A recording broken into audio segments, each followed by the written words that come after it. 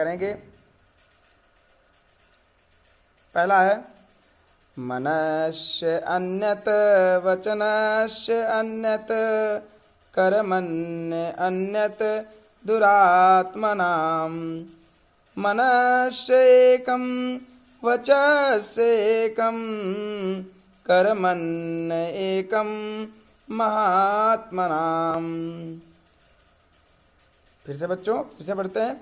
मनस्य अन्यत वचनस्य अन्यत कर्मण्य अन्यत दुरात्मनाम।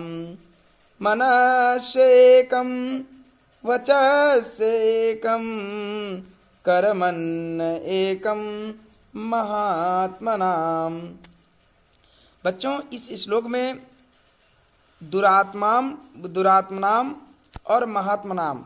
दुरात्मनाम माने होता है बुरी आत्मा वाले, यानी कि बुरे लोग, और महात्मनाम माने महान आत्मा वाले, यानी कि सज्जन लोग। यानी कि यहाँ पे दुर्जन और सज्जन लोग दोनों लोगों के आचार विचार के बारे में बताया गया है कि जो बुरे लोग होते हैं वो मन कर्म और वाणी से किस प्रकार के होते हैं, और जो सज्जन व्यक्ति होते हैं वह मन कर्म और वाणी से किस प्रकार के होते हैं। तो सबसे पहले जो बुरे व्यक्ति हैं, दुष्ट लोग हैं, दुर्जन हैं, वह मन से, वचन से और कर्म से किस प्रकार के होते हैं देखते हैं। यहाँ पे दिया है मनस्य अन्यत, यानी कि मन से भिन्न, यानी कि मन से अलग, मन में कुछ और होता है, करते कुछ और हैं। वचनस्य अन्यत, वाणी से अलग, यानी कि वो बोलना कुछ और चाहते हैं, कहना कुछ और चाहते हैं और बोलते कुछ और हैं। कर्मण्य अन्यत, कर्म से अलग, उनका कर्म कुछ और होना चाहिए लेकिन करते कुछ और हैं। ये बुरी आत्मा वाले व्यक्ति होते हैं। यानी कि बच्चों, बुरी आत्मा वाले व्यक्ति मन से, वचन से और कर्म से विपरीत काम करते हैं। बात समझ में आई बच्चों? जो बुरी आत्मा वाले व्यक्ति हैं, दुष्ट लोग हैं, वह मन से, वचन से और कर्म से विपरीत काम करते हैं। यानी कि जो उन्हें करना चाहिए, यानी कि वो हमेशा बुरे कार्यों में ही लिप्त रहते हैं, बुरे कार्य ही करते हैं। लेकिन जो सज्जन लोग हैं, उत्तम लोग हैं, महान आत्मा वाले लोग हैं, वो हमेशा मन से, मनस्य एकम, एकम माने एक से, मन से एक, वचन से एकम, वचन से एक, और कर्मण्य एकम, कर्म से। यानी कहने का बच्चों तात्पर्य है कि जो सज्जन लोग होते हैं वह मन, वाणी और कर्म से हमेशा एक समान रहते हैं। यानी कि जो उनके मन में होता है वही करते हैं, जो उनकी वाणी में है वो वही बोलते हैं, और जो उनका कर्म होना चाहिए, जो उनका कर्तव्य होना चाहिए, वो हमेशा अपने कर्तव्य में लगे रहते हैं और उसके विपरीत बिल्कुल कार्य नहीं करते हैं। बात बच्चों समझ में आई? यानी कि जो दुष्ट लोग हैं, जो सज्जन हैं, वो मन, वाणी और कर्म से विपरीत काम करते हैं, और जो सज्जन लोग हैं वो हमेशा मन, वाणी और कर्म से हमेशा उसी के अनुसार काम करते हैं। और आप लोगों को पता है सज्जन वही व्यक्ति होता है जो हमेशा मन, वाणी और कर्म के अनुसार काम करता है। ठीक है बच्चों, तो अगला श्लोक देख लेते हैं। आरंभ गुरवी, आप सभी लोग भी मेरे साथ जो है श्लोक पाठ करेंगे, श्लोक को पढ़ेंगे। आरंभ गुरवी चैणी क्रमेण लघ्वी पुरा वृद्धिमती च पश्चात् दिनस्य पूर्वार्ध परार्ध च भिन्ना छाएव मैत्री खल सज्जनानाम। बच्चों, यहाँ पर दुष्ट और सज्जन व्यक्ति की मित्रता के बारे में बताया गया इस श्लोक में, कि सज्जन लोगों की मित्रता कैसी होती है और दुष्ट लोगों की मित्रता कैसी होती है।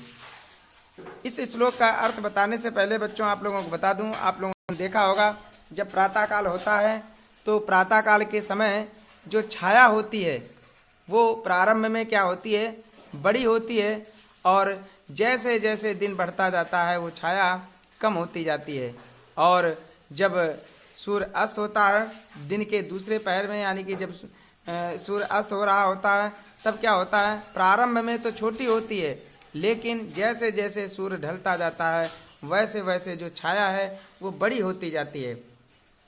तो यहाँ पर यही कहा गया है, बताया गया है कि जो दुष्ट लोगों की, जो दुष्ट हैं, दुर्जन हैं, उनकी मित्रता छाया के समान, कैसी, कौन सी छाया, दिन के पहले पहर यानी कि दोपहर से पहले की जो छाया होती है उसके समान होती है। आरंभ गुरवी क्षैणी क्रमेण लघ्वी पुराम वृद्धिमती च पश्चात। आरंभ गुरवी यानी कि जो प्रारंभ की जो छाया है, आरंभ माने पहले, गुरवी माने होती है बड़ी, गुरवी माने, गुरु माने बड़ा होता है, गुरवी बड़ी, आरंभ में बड़ी होती है, क्षैणी क्रमेण, क्रम से, क्षैणी माने कम होती जाती है। बच्चों जो प्रातःकाल जब दोपहर के पहले का जो समय होता है, दोपहर के पहले की जो छाया होती है वो प्रारंभ में तो बड़ी होती है, लेकिन धीरे धीरे वो जो है कम होती जाती है। और उसी प्रकार से दुष्ट लोगों की भी मित्रता प्रारंभ में तो बहुत गहरी होगी, ऐसा लगेगा, और कहते भी हैं कहीं यार तुम्हारे लिए तो मैं जहाँ तुम्हारा क्या गिरेगा, पसीना गिरेगा, मैं वहाँ खून बहा दूंगा, इस तरीके से उनके शब्द रहते हैं। हाँ, बड़ बोले होते हैं, ऐसे लोग बड़ बोले होते हैं, लंबी लंबी फेंकते हैं, लेकिन वो समय पर काम नहीं आते हैं। यानी कि वो प्रारंभ में तो उनकी मित्रता गहरी होती है, लेकिन धीरे धीरे वो उनकी मित्रता कम होती चली जाती है। बिल्कुल इसी प्रकार जिस तरह से दोपहर से पहले की छाया होती है, दोपहर के पहले के समय की छाया कैसी होती है बच्चों, बताइए।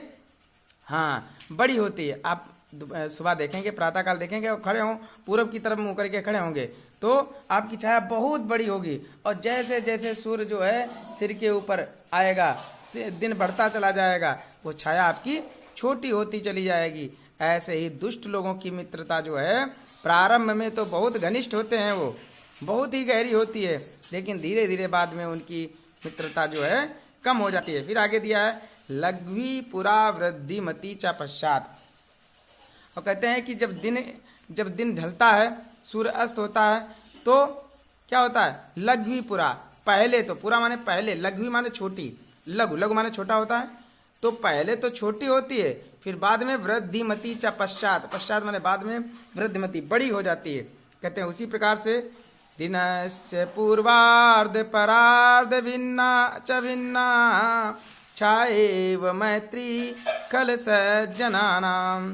दिनश्च पूर्वार्ध, कहते हैं दिन के पूर्व, तो इस प्रकार से बच्चों दिन के पूर्व भाग में और दिन के अस्त होने के समय की छाया के समान जो है सज्जन और दुष्ट की मित्रता होती है। यानी कि जो छाया दिन के पहले की छाया होती है, दोपहर के पूर्व की छाया और दोपहर के बाद की छाया के समान दुष्ट और सज्जन की मित्रता होती है। तो बच्चों ये समझ में आ गया होगा, आगे बढ़ते हैं। जल बिंदु निपातेन क्रमशः पूर्यते घटः सा हेतु सर्वविद्यानां धर्मस्य च धनं च। इस श्लोक में बच्चों बताया गया है कि जल बिंदु निपातेन, निपातेन माने होता है गिराने से। कहते हैं जल की बिंदुओं, जल की बूंदों को गिराने से, क्रमशः माने लगातार, क्रमशः माने बच्चों लगातार, पूरते माने पूरा हो जाता है या भर जाता है, घटा माने घड़ा।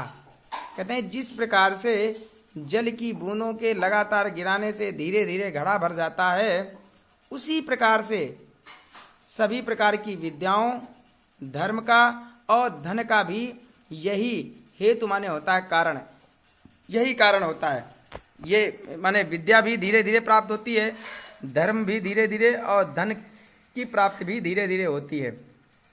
जिस प्रकार की जल की बूंदों से धीरे धीरे क्रमशः जल की बूंदें डालने से धीरे धीरे घड़ा भरता है, उसी प्रकार से सभी प्रकार की विद्याओं, सर्व विद्या नाम, सभी प्रकार की विद्याओं, धर्मस्य, धर्म का च मन होता है और धन की यही स्थिति होती, यही कारण होता है, जैसा कि घड़े के साथ होता है। यानी कि ये सारी चीज़ें धीरे धीरे प्राप्त होने वाली होती हैं। कोई भी विद्या प्राप्त करेंगे तो वो धीरे धीरे प्राप्त होगी, धर्म का ज्ञान भी आपको धीरे धीरे होगा, और धन भी आपको धीरे धीरे प्राप्त होगा। फिर से देख लीजिए, जल बिंदु निपातेन क्रमशः पूर्ते घटः सा हेतु सर्व विद्यानाम धर्मस्य च धनम च। यानी कि बच्चों, जिस प्रकार से जल की बिंदु माने बूंदे निपातेन गिराने से, जिस प्रकार की जल की बूंदों को क्रमशः माने लगातार गिराने से घड़ा भर जाता है, उसी प्रकार से सभी प्रकार की विद्याओं, धर्म और धन का भी यही कारण है। ये भी सभी प्रकार की विद्याएं, धर्म और धन धीरे धीरे प्राप्त होता है। आगे देखते हैं। दृष्टिपूतं निस्सेत पादं वस्त्रपूतं पिबेत जलम शास्त्रपूतं वदेत वाक्यं मनापूतं समाचरेत। इस श्लोक में बच्चों यह बताया गया है कि हमें जो भी कार्य करना चाहिए सोच विचार कर समझ कर और अच्छी प्रकार से करना चाहिए। पहले दिया है दृष्टिपूतम। दृष्टिपूतम माने होता है, दृष्टिपूतम माने बच्चों होता है अच्छी प्रकार से देख करके। दृष्टि माने निगाह डाल करके, ठीक है, अच्छी प्रकार से देख करके। निश्चेत पादम, पादम माने होता है बच्चों पैर, निश्चेत रखना चाहिए। यानी कि जब भी आप रास्ते पर चल रहे हो, रास्ते पर चलते समय हमको अच्छी प्रकार से देख करके पैर रखना चाहिए। ये नहीं कि जो है जा रहे हैं इधर उधर देख रहे हैं और आगे कांटा है या गड्ढा है उसमें गिर गए। ठीक है बच्चों, तो इस श्लोक में यह बताया जा रहा है कि हमें चलते समय अच्छी प्रकार से मार्ग को देख करके पैर रखना चाहिए, चलना चाहिए। वस्त्रपूतम पिबेत जलम, पिबेत माने पीना चाहिए, जलम माने जल, वस्त्रपूतम माने होता है कपड़े से छान करके। यानी कि वस्त्रपूतम पिबेत जलम, वस्त्र से, कपड़े से, किसी छन्ने से जल को छान करके जल पीना चाहिए। शास्त्रपूतम वदेत वाक्यम, शास्त्रपूतम वदेत वाक्यम यानी कि शास्त्रों के द्वारा जो भी शास्त्र में बताए गए वचन हैं उन्हें वाक्यों को धारण करना चाहिए। जैसा कि शास्त्रों में बताया गया है वैसे ही वचन बोलने चाहिए। मनः पूतम समाचरेत, मन को यानी कि जो भी आप करने चाह रहे हैं उसे मन को विचार करके अच्छी प्रकार से मन में विचार कर लेना चाहिए, तभी उसको करना चाहिए, तभी आचरण करना चाहिए। फिर से इस लाइन को देख लेते हैं। शास्त्रपूतम वदेत वाक्यम यानी कि जैसा कि शास्त्रों में बताया गया है, शास्त्रों के द्वारा बताए हुए वचनों के अनुसार ही वदेत माने बोलना चाहिए, कहना चाहिए। ठीक है। मनः पूतम समाचरेत, मन के द्वारा यानी कि जो भी आप कार्य करने जा रहे हैं मन से अच्छी प्रकार से विचार करके समाचरेत माने आचरण करना चाहिए। ठीक है, तभी करना चाहिए। फिर से इसको देखते हैं ऊपर से। दृष्टिपूतम निश्चेत पादम वस्त्रपूतम पिबेत जलम शास्त्रपूतम वदेत वाक्यम मनः पूतम समाचरेत। बच्चों क्या मैंने बताया कि मार्ग पर चलते समय अच्छी प्रकार से देख करके पैर रखना चाहिए, कपड़े से छान करके जल पीना चाहिए, और शास्त्रों में जैसा कि शास्त्रों से पवित्र करके या शास्त्रों में जैसे वचन बताए गए हैं उसी प्रकार से वचनों को बोलना चाहिए। मनः पूतम समाचरेत यानी कि मन को मन से विचार करके समाचरेत आचरण करना चाहिए। यानी कि जो भी आप कार्य कर रहे हैं उसको मन से विचार करने के बाद ही कार्य करना चाहिए। आगे देख लेते हैं। अधमा धनम इच्छन्ति धनम मानम च मध्यमा उत्तमा मानम इच्छन्ति मानो ही महताम धनम। अधमा माने जो नीच लोग हैं वह धनम माने धन की, इच्छन्ति माने इच्छा करते हैं। क्या मैंने बच्चों बताया? जो नीच हैं, जो दुष्ट हैं वो धन की इच्छा करते हैं।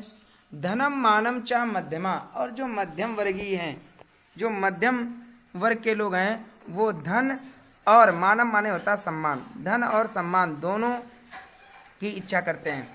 उत्तमा मानम इच्छन्ति, लेकिन जो सज्जन लोग होते हैं वो हमेशा सम्मान की इच्छा करते हैं। और मानो ही महताम धनम, और जो सम्मान होता है वही उनके लिए धन होता है। फिर फिर से देखते हैं बच्चों, अधमा धनम इच्छन्ति, जो अधम है यानी कि नीच हैं, दुष्ट हैं, वो धन की इच्छा करते हैं। धनम मानम च मध्यमा, और जो मध्यम वर्गीय लोग हैं, जो मध्यम बीच के हैं, वह धन और सम्मान दोनों की इच्छा करते हैं। उत्तमा मानम इच्छन्ति मानो ही महताम धनम, उत्तमा माने सज्जन लोग, मानम माने सम्मान की, इच्छन्ति माने इच्छा करते हैं। जो सज्जन लोग हैं वह सम्मान की इच्छा करते हैं। मानो ही महताम धनम, और जो सम्मान है वह ही उनके लिए धन है। अगला देखते हैं, काव्य शास्त्र काव्य शास्त्र विनोदेन कालो गच्छति धीमताम व्यसनेन ही मूर्खाणाम निद्रया कलेन वा। काव्य शास्त्र विनोदेन कालो गच्छति धीमताम व्यसनेन ही मूर्खाणाम निद्रया कलेन वा। इसमें बच्चों इस श्लोक में जो मूर्ख हैं और जो विद्वान हैं, उन दोनों लोगों के बारे में बताया गया है कि विद्वान लोगों का समय किस प्रकार व्यतीत होता है और मूर्ख लोगों का समय किस प्रकार से व्यतीत होता है।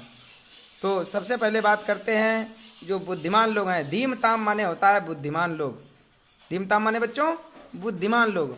बुद्धिमान लोगों का समय काव्य शास्त्र विनोदेन, काव्य शास्त्रों के विनोदेन माने पढ़ने में, उनके आनंद में, कालो गच्छति माने समय व्यतीत होता है।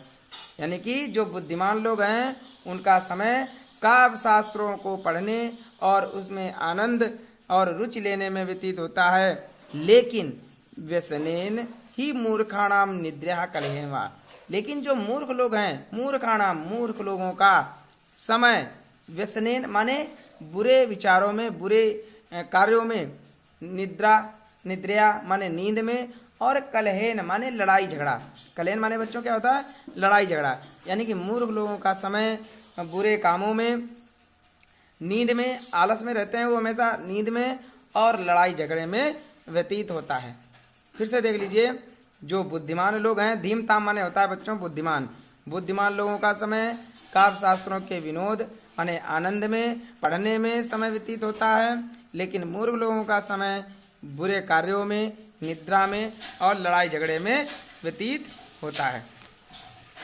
तो आशा करता हूँ बच्चों ये पाठ आपको अच्छे से समझ में आया होगा। अब इस पाठ से संबंधित यहाँ पर शब्दार्थ दिए गए हैं, आप स्क्रीन पर देख सकते हैं। अच्छे से पढ़ें, इनको याद करें। जब तक आपको ये शब्दार्थ याद नहीं होंगे, इस श्लोक का अर्थ थोड़ा समझना मुश्किल होगा। इन शब्दार्थों को अच्छे से पढ़ेंगे। चलिए अब अभ्यास कार्य कर लेते हैं, समय बहुत थोड़ा है। सबसे पहले रिक्त स्थान है, पहला है निपातेन पूरते घटा। निपातेन माने गिराने से भर जाता है। क्या भर जाता है? घड़ा भर जाता है। क्या गिराने से? जल बिंदुओं को, यानी कि जल बिंदु निपातेन, जल बिंदु भरा जाएगा। क्या बच्चों भरा जाएगा? जल बिंदु, जल बिंदु यानी कि जल की बूंदे। फिर दूसरा है खा अधमा इच्छन्ति। अधमा बताइए, जो अधमा नीच दुष्ट लोग हैं वो किसकी इच्छा करते हैं? विचार करो बच्चों, बताओ जल्दी से। हाँ, अधमा धनम इच्छन्ति। जो नीच लोग हैं वो किसकी इच्छा करते हैं? धन की इच्छा करते हैं। बिल्कुल सही। धनम मानम च, धन रुपया, धन दौलत और सम्मान, इन दोनों की इच्छा कौन करता है? बिल्कुल सही, मध्यमा। क्या भरा जाएगा? मध्यमा। घा वाला देख लेते हैं, मानम इच्छन्ति। केवल सम्मान की इच्छा कौन करता है? क्या भरा जाएगा? बताइए। हाँ शिवम बताओ, क्या भरना चाहिए यहाँ पे? उत्तमा। बिल्कुल सही, उत्तमा मानम इच्छन्ति। जो सज्जन लोग हैं वो सम्मान की इच्छा करते हैं। अब लास्ट है मानो ही महताम। मानो ही महताम क्या भरा जाएगा? इसको आपको ढूंढ करके कमेंट बॉक्स में लिखना है, ये मैं नहीं बताऊंगा। अगला देखिए, मनस एकम संधि विच्छेद करना है। अब इसमें दो मैं बताऊंगा, बाकी आपको अपने हाथ से करना है। मनस एकम, इसका संधि विच्छेद क्या होगा? मनस एकम। संधि विच्छेद क्या होगा? पहला हो जाएगा मनस्य, मनस्य प्लस एकम। क्या हो जाएगा? मनस्य एकम, ये संधि विच्छेद होगा। ऐसे दूसरा वाला कर्मण्य एकम,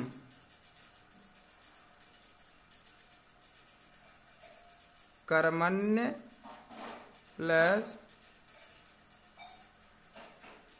कर्मण्य एकम, समझ में आया? ऐसे ही बच्चों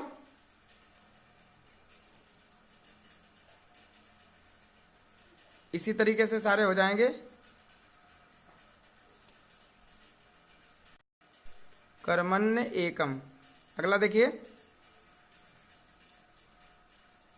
अगला हो जाएगा निषेध पादम, निषेध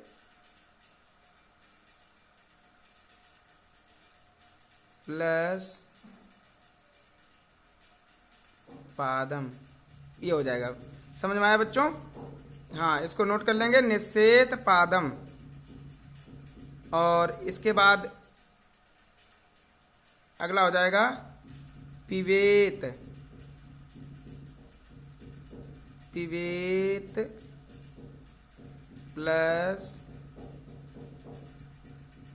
पादम। ठीक है, पिबेत पादम। और लास्ट वाला है सम प्लस आचरेत। क्या हो जाएगा? इसको नोट कर लीजिए, इरेज कर रहा हूं। लास्ट वाला हो जाएगा सम प्लस आचरेत, सम प्लस आचरेत। तो पहले का मैंने क्या बताया? मनस्य प्लस एकम, दूसरे का कर्मण्य प्लस एकम, तीसरे में वदेत वाक्यम, फिर अगला निषेध प्लस पादम, फिर अगला पिबेत प्लस जलम, और फिर सम प्लस आचरेत। ठीक, थैंक यू बेटा, टेक केयर, के बाय। जो भी अगर दिक्कत है आप कमेंट बॉक्स में जाकर वहाँ पे कमेंट कर सकते हैं और पूछ सकते हैं।